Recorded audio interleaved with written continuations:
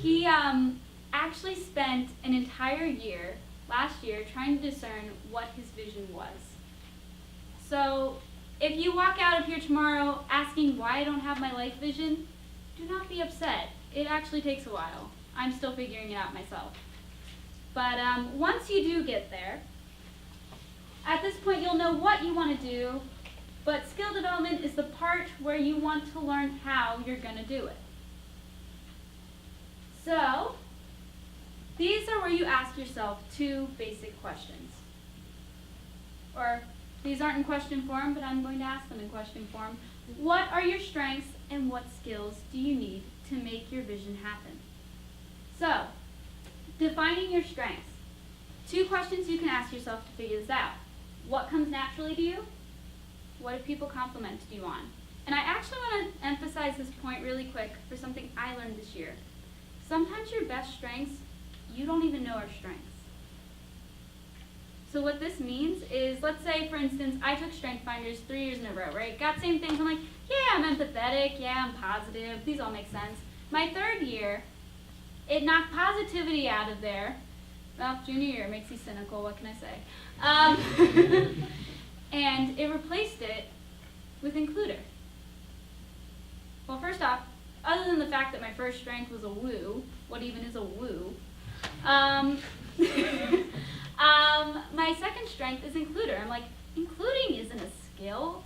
I mean, it's a practice. You're supposed to do it. And then I realized, yeah, it is. If you're on a team, and if you're simply going, like, let's say Julia's my bud. Hi, friends, it's so nice to see you. This person's awful. We don't want her on our team. Nope, nada, no go. Just kidding, I love you. You're great. You need includers. And I realized this is actually something I do on a daily basis. If we're in a circle, I'm the person who opens up the circle with my body language to make sure people feel included. So there are things you don't know are strengths that are absolutely strengths. My ability to talk, that's a strength and a weakness, but for now it's a strength. And there are so many other things. Your athletic ability, that's a strength. Being a reflective thinker, that's a strength. Being patient, that's a strength. Listening. Actually taking the time to stop talking, not me, and hear what someone has to say. All of you, thank you. You're good listeners. So you need to figure out what comes naturally to you and what people complimented you on. These are some of the strengths that are going to help you achieve your vision. And the next part is, you need to define the skills you need. Now, this is not the part where you stop and you give up on your vision. So for instance, let's say this TED Talk is part of my vision, right? I'm a good talker.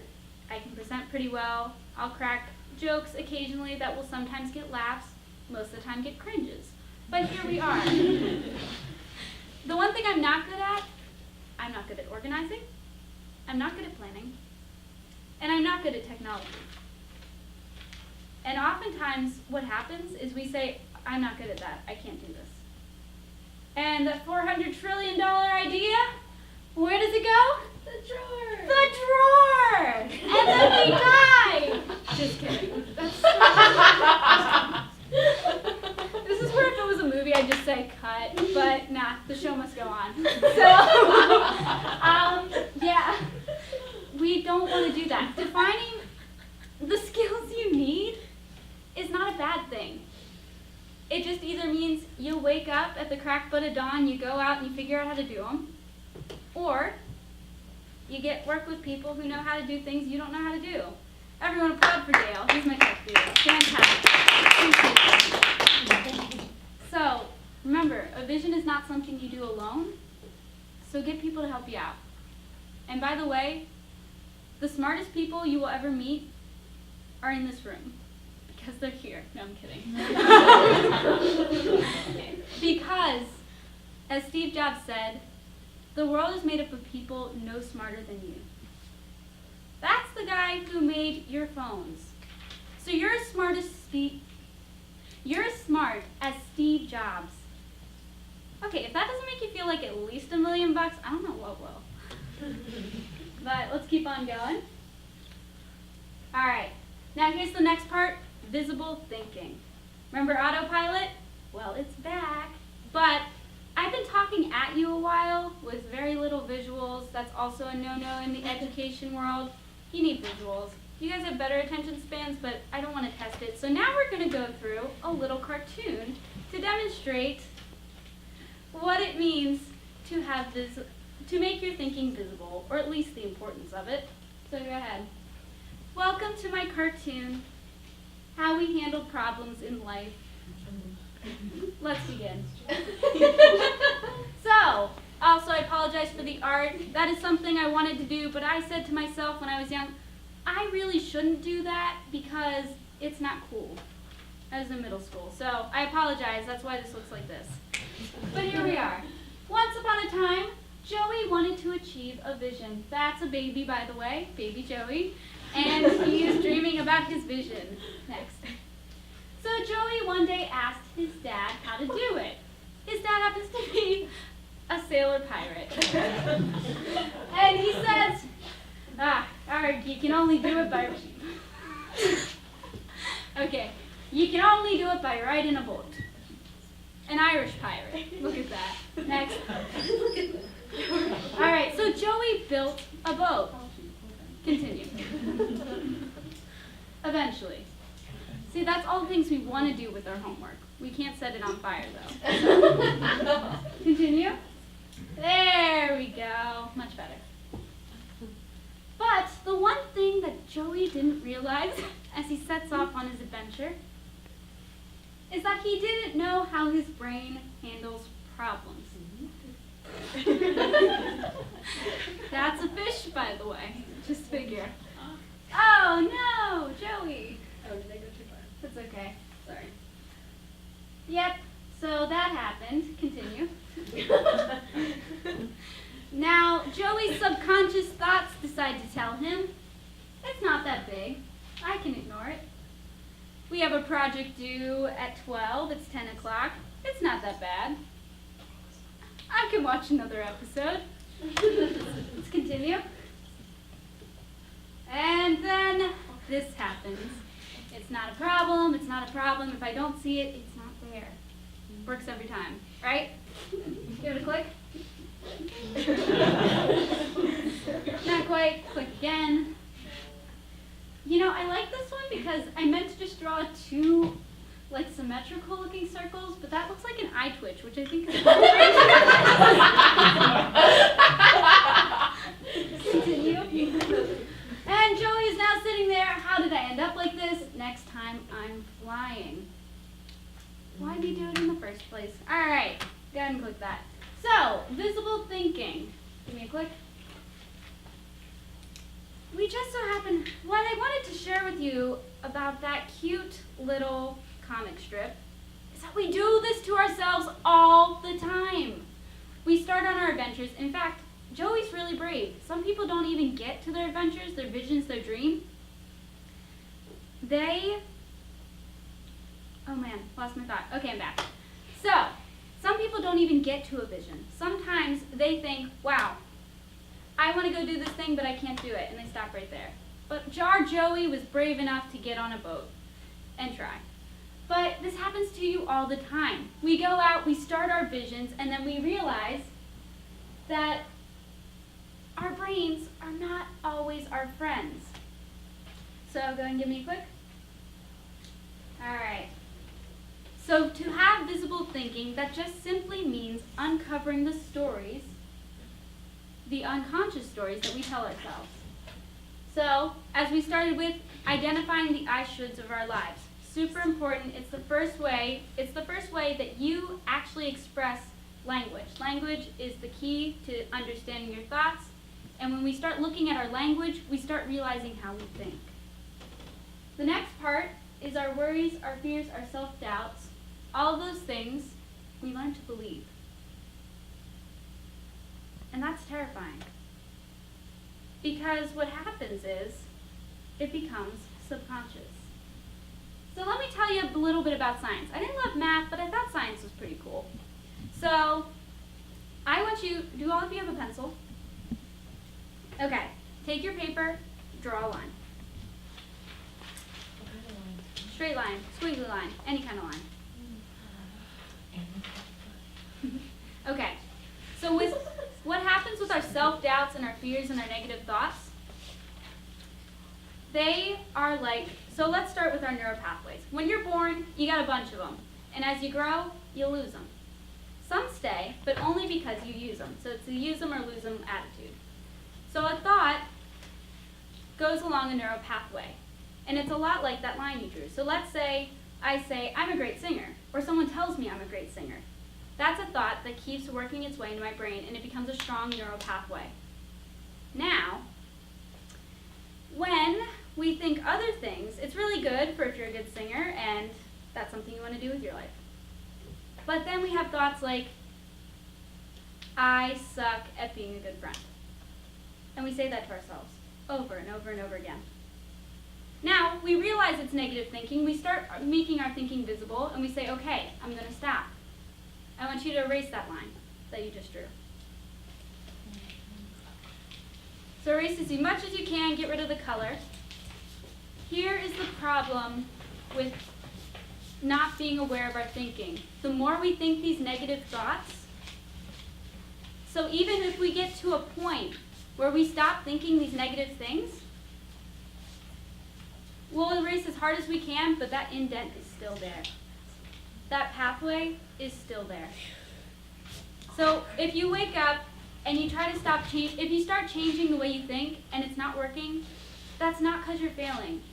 You're rerouting a pathway that you've probably been living for at least 10 to 15 years of your life. Give yourself a break. Okay, go ahead and hit it. So I want you, a challenge for you as you leave. We're not done yet, but a challenge for you as you leave, write down the things that you say to yourself over the course of the day. I guarantee you, the crap that you say to yourself would have you friendless in 5 minutes and in therapy for the rest of your life. Because, what do? If a friend, let's say I tanked this performance, you all would oh so nicely come up here and say, yeah, it was rough, but I still love you and you're great. What do I say? Rachel, you had one dream, you had one vision, and you screwed it up. You suck. What is wrong with you? Why can't you think straight? Why can't you, and slew of insecurities, slew of negative thoughts. If you said that to your friend, well, you wouldn't, because you're nice to your friend. You don't bully your friends, so don't bully yourself. Don't do that. Give me a click. So to make your thinking visible, here are a few tricks that I learned. Identify the words. This is the good part, friends. Remember I said a couple of books? This is one of the books I read. So, you want to make your your thoughts visible by learning what you say about yourself. So if you say anything that starts with, I should, I always, I never, I can't, I wish, I want to, as opposed to I will, or I will, one day, and I'm trying to. If you think those things, 9 times out of 10, it follows a thought that is keeping you from reaching your potential. Guaranteed. So, I always do better with examples, so let me just read you one of my favorite books. So this is about, so first off, this author, sassy, wonderful, funny, fantastic. She wrote a little story about a girl named Sally. So this is lonely-hearted Sally. She happens to say she always can't find a good single man because there aren't any left out there. Really, Sally? All the good single men were hunted down and killed, so no matter how many dates you go on, or how many times you put on those sexy high heels around Home Depot, you never bump into one? Really? Was your friend Deb, who met a wonderful guy, the only guy who survived the only lone survivor of the good guy genocide? Come on. What happens when we make our thinking visible, when we start saying these things out loud, you realize how silly they are. So not only are you holding yourself back from something you can easily do, you're holding yourself back for a ridiculous reason. And here's the other thing you can do to make your thinking visible. Ask yourself, what is your limiting belief? That can be, I'm afraid I'll never find love. For me, I'm afraid I won't be a good educator. For others, I'm afraid I won't be a good wife, a good friend. I'm afraid I won't live a good life. Whatever it is, you ask yourself the next question, what is it costing you to repeat it? What does this cost you in the past? What is it costing you in the present? And what's worse, what's it going to cost you in the future? The scary thing about our beliefs that we believe and don't even know are happening to us, they hold us back from some of the greatest things we could ever achieve in our lives. And what's worse, something you are completely capable of achieving. Another way to do this is the red versus yellow experiment. All right, I'm getting low on time, so I'll have to make it quick. I want you all to look around this room. I want you to count how many red things you see. So go. And you have like maybe 5 seconds to do it. All right, everyone come back. Look at me. Actually, look down at your lap. Look down at your lap. All right, can anybody tell me how many yellow things are in the room? Exactly. So what happens is when we have these negative thoughts, you know a bad day. A bad day, that's a worse day. You wake up, you spill your stuff, it's raining outside, your boss yells at you, you come back home, you're crying, it was the worst day ever. That's because we're only seeing the red things in our lives. We are only focusing on the red things in our lives. When we don't realize that literally every minute of our lives, there is something yellow out there. There's something good, there's something amazing, and we're just not seeing it. We're just not seeing it because we aren't focusing on it. Isn't that crazy? So next time you're having a bad day, think about that. All right, go ahead and roll through. Our last part, self-discipline. Go ahead. So self-discipline, all right. How do we actually do it? Give it a click. So let's be real. This is my least favorite part of this talk, because this means I have to stop pressing snooze. This means I have to stop skipping my 8 a.m. This means I actually have to wake up at 5 in the morning. Good? So, step 1, define self-discipline. Step 2, let's define why we hate it so much. Or you know what? Words are hard. Let's do it in one step. Self-discipline. Quite often, we decide to look at it as the jerk embodying the stereotypical, overprotective, killjoy parent that never lets you have any fun. Instead, we need to realize that self-discipline is a life coach that will hold you accountable for you not being your best self. Moral of the story, self-discipline is actually your friend. And eventually, self-discipline does this thing where it becomes a habit. Yay! Becomes a habit, and those good routines do all the hard work for you. The problem is making them. So let's see how we do that. Step 1, notice where you get stuck. So you go out, and let's say Joey's like, all right, first problem, I don't actually do well in boats. Do I have to do a boat? Do I have to go on a boat to achieve my vision? No. I could go on a plane. Start thinking about these things where you get stuck and start thinking about how you can overcome them in different ways you can overcome them. Just because you say, I suck at organizing, that's not the end. Figure out a way that works. Ask other people. Make the bad habits hard to do. Okay, when I was creating this speech, great story. I was trying not to eat chocolate. Found a Hershey chocolate bar, and before I even realized what happened, I was on autopilot. Half the bar was gone. I was like, I don't want diabetes. So what I did is I shoved it back in there, and I'm like, you know what? My willpower is great. I'm not going to touch it. But just in case, I'm going to shove it far down so I can't eat it. So I'm practicing my speech, and I go over, and I try to go at it, and I'm like, no, I can't. Willpower. 5 minutes. They're trying to rip it. No, willpower. And 3 minutes later, I have ripped that candy bar open. It has flown off, and I can't eat it now because it's dirty. But the point is, if you know you're going to slip, make it hard. Make it hurt. And the way you do that, or the way I like to do it, make a bet with someone mean. That's right, that mean friend. So when you go up to them with your excuses of like, why didn't you achieve your life vision? But it was so hard, and New Girl was on, and you just kind of die inside a little bit as they give you that death glare, and you just kind of curl up in a ball. That's the friend you want. Because those are the friends who are not going to let you take crap. And a way to do this, I actually did it myself. You write a check to them. So let's pretend we have money, $1,000. If you don't do the thing you say to do in the time you say to do it, you give them that money. And you better make sure that they do not let you get out of that. Because let me tell you, nobody likes losing money. And that is one of the best ways to get your butt moving. So, and once you learn how to make habits, learn how to make time for what matters. I think the scariest thing is that we say we don't have time. But the reality is, friends, we say we don't make time. It is our jobs to make time for the things that are important in our lives. And that is something each and every one of you has control over.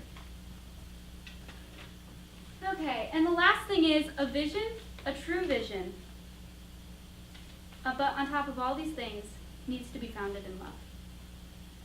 I can have faith that moves a mountain, but if I do not have love, I have nothing. So I had another story with this recipe, and let's see how much time do I have left? Perfect. So let's go back. We're not actually going back. There was an idea. There's a story I heard. No, there's a story I made up about the recipe. So let's say what a good vision would look like. Oh, I never told you what an actual example of a good vision is. So let's say instead of your friend wanting to make spaghetti for their vegan friend, their real vision is they want to make the world's best spaghetti. So they do the things. They have their vision. They're like, I want to make the world's best spaghetti to bring joy to other people. So they get the ingredients, they have the recipe in hand, they learn how to do it, they go to culinary school, they work their butt off, they do all the things. And then they find out their grandma's sick. And their grandma is someone who's been on their side the whole time. She's been rooting for them, and they don't think she's going to make it. So he's working tirelessly, wanting to finish this so that she can taste the creation that she has believed in him so much for. And near the end of her days, he makes it, and he comes over. At this point, the illness is so bad, she hasn't really smiled in weeks. So he comes over. He says, hey, Grandma did it. He gives it to her. That was the first smile she had in 6 weeks. He started wanting to make the world's best spaghetti, not just for the joy. He didn't tell you the truth. It was for the sheer pride of just being the best. But now he knew why. That smile on the face of someone he loved so much meant more than what words could express. He can have faith that moves mountains. He can have skills that can make the best spaghetti and will still fail because he didn't have love. So now he has a vision where he creates spaghetti to bring that much joy to everyone else's life because he knows his life is hard. And you get tired. And it hurts. And he brings in people to continue that vision, donating to places and bringing that joy he brought to the grandma he loved. So friends, give it one more click. This is it. At the end of the day, I want you to know something. If you get nothing else from the speech, I want you to know that you are a 1 in 400 trillion miracle. You are enough. And I'm willing to bet everything I have on you, everything that my poor, broke college butt has, on who you are, because that's why I want to be an educator. I want to bring out the potential of people I know have greatness in them. I'm going to risk it all on you. But the one question I ask, are you willing to bet on yourself? Thank you.